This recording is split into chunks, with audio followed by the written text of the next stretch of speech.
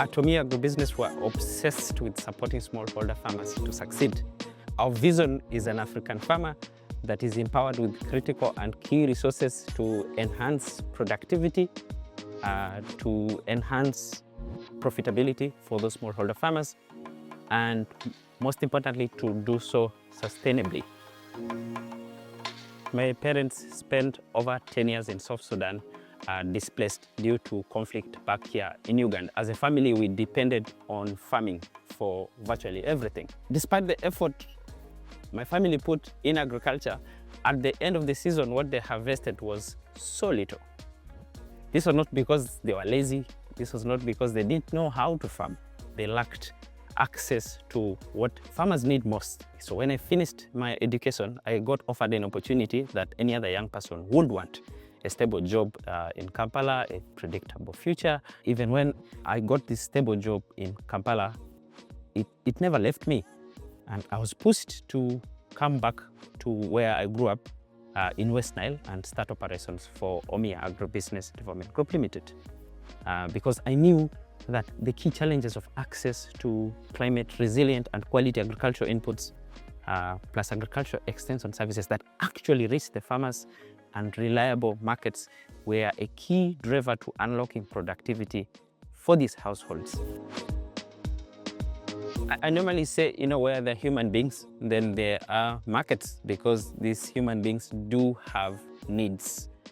So there are quite a lot of opportunities, especially in the refugee settlements. And given that most of these refugee settlements are in the northern Uganda, it was important that we started a market-based solution that could be a solution to some of the challenges that the FDPs were facing.